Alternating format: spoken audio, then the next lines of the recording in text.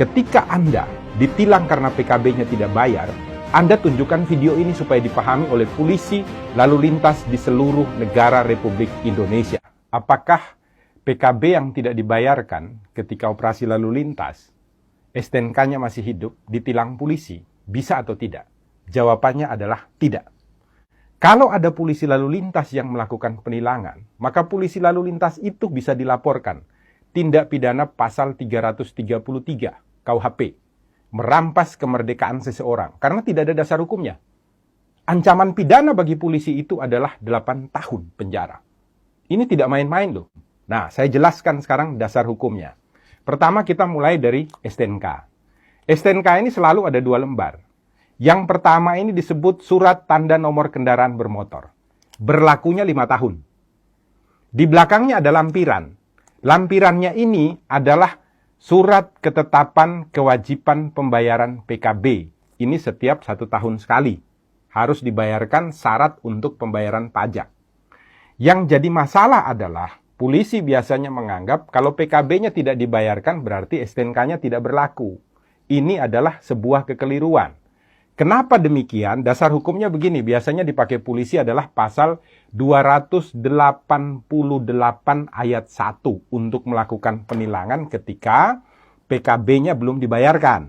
Nah, 288 ayat 1 itu menyatakan setiap orang yang tidak mampu untuk menunjukkan surat tanda nomor kendaraan bermotor atau surat tanda coba kendaraan bermotor yang ditetapkan di dalam pasal 106 ayat 5 huruf A. Jadi penilangan terhadap pasal 288 ayat 1 didasarkan pada pelanggaran yang dilakukan dalam ketentuan pasal 106 ayat 5 huruf A. Bukan pasal 70.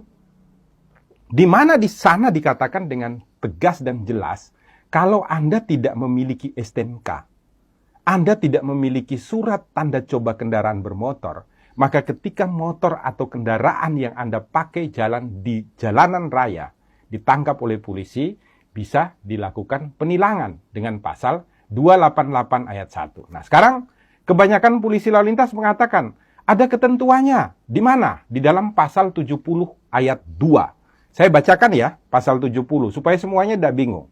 Pasal 70 ayat 2 mengatakan, surat tanda nomor kendaraan bermotor dan tanda nomor kendaraan bermotor berlaku selama 5 tahun.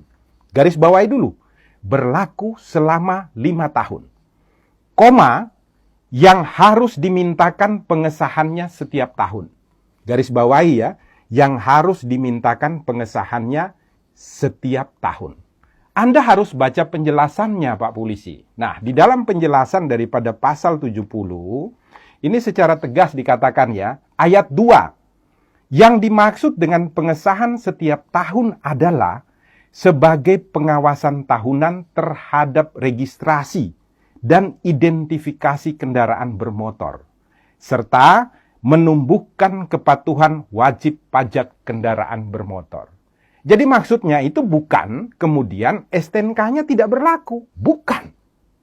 Maksudnya itu adalah untuk dilakukan registrasi dan identifikasi ulang terhadap kendaraan bermotor dan untuk membuat agar semua orang yang memiliki kendaraan bermotor itu wajib atau taat di dalam melakukan pembayaran pajak.